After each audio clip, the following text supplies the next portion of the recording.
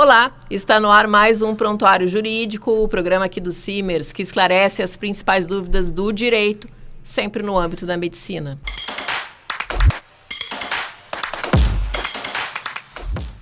E no programa de hoje, no episódio de hoje, o nosso último episódio do ano, a gente vai abordar a questão dos aspectos legais do desempenho da direção técnica médica.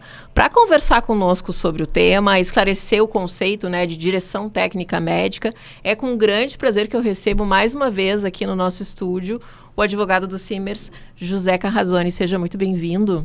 Cláudia, muito obrigado pelo convite mais uma vez. Para mim é um prazer sempre estar falando para vocês aqui. E eu destaco que dentro da comunidade do direito médico, dos advogados com quem eu me relaciono, o pessoal tem falado muito bem do programa, tem elogiado, assim, tem sido uma ferramenta muito importante de divulgação, assim. E para começarmos, então, doutor, o que caracteriza juridicamente a direção técnica médica e por que essa função ela é tão importante, dentro da área da saúde? Bom, essa pergunta ela é fundamental, tá, Cláudia? Porque o diretor técnico, ele é o responsável técnico pelo serviço, seja o serviço de saúde ou a instituição de saúde, ele é o principal, assim, é o lead, E a responsabilidade dele ela é perante todos os órgãos, seja o Conselho Regional de Medicina, seja o Ministério Público, as entidades sanitárias, ele é o que vai responder por uma técnica mal aplicada, por qualquer questão ética na legislação médica. É o diretor técnico que precisa fiscalizar e regulamentar as funções, o cumprimento de toda a legislação. E esse diretor técnico, ele precisa ser médico? Precisa ser médico, porque ele responde principalmente perante o Conselho Regional de Medicina. Toda a questão da ética médica, que vem lá do Código de Ética Médica, é função do diretor técnico responder por isso, assegurar o cumprimento do Código de Ética Médica. Doutor, eu separei uma outra questão aqui para esclarecer a diferença e se existe essa diferença entre responsabilidade técnica e responsabilidade administrativa. Bom, a responsabilidade administrativa, ela deriva propriamente, como o nome sugere, da administração ali, local, interna da instituição, Mas a responsabilidade técnica, ela transborda isso, Ela refere, como o próprio nome sugere, de acordo com a resolução do Conselho Federal de Medicina, relacionada à ética médica, ao que está sendo praticado dentro da instituição. E quais são as principais responsabilidades legais, desse diretor técnico? Bom, a responsabilidade dele, conforme diz lá a resolução do Conselho Federal de Medicina, a 2147 de 2016, ele tem lá 16 itens de responsabilidade e deveres que ele deve assegurar. Mas o principal item dessa responsabilidade é zelar pelo cumprimento da legislação vigente, seja a legislação sanitária, seja a legislação médica. E o segundo item, que também é fundamental, é assegurar as condições de trabalho da prática médica. Doutor, é o diretor técnico que responde por falhas estruturais da instituição, como, por exemplo, falta de insumos, separei a questão aqui também de equipes incompletas, problemas de gestão. É ele que é responsável por essas questões? Sim, excelente pergunta. Ele é responsável, mas em alguma medida. Por exemplo, com relação às escalas, a legislação médica diz que o diretor técnico ele é o responsável pela fiscalização dessas escalas, pelo preenchimento dessas escalas. Tanto que a prática cotidiana diz que quando falta um médico, o diretor técnico tem que assumir esse posto de trabalho do médico que faltou.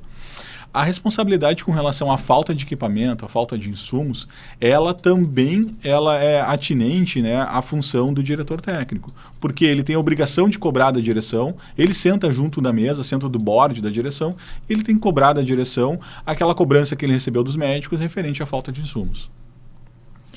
E até que ponto que esse médico, diretor técnico, ele deve aceitar ordens da administração quando elas entram em conflito aí com questões técnicas, questões éticas e questões legais, Excelente pergunta. Essa é uma prática do nosso cotidiano aqui no jurídico do Simers. A gente tem recebido muitos questionamentos referente a isso, principalmente pelo modelo, pelo o cenário atual da saúde, Cláudio?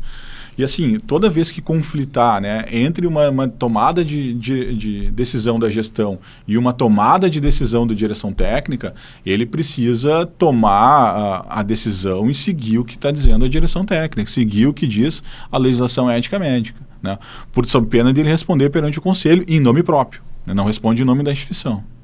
Então, já vamos responder agora a próxima pergunta, né? Esse é um dos cuidados jurídicos que o médico deve ter antes de assumir a direção técnica? Claro, claro. Além desse, existem outros cuidados que ele precisa ser... Sim, o que a gente, muitas vezes, né, o médico que é diretor técnico, ele é um médico prestador de serviço do hospital, da instituição, tá?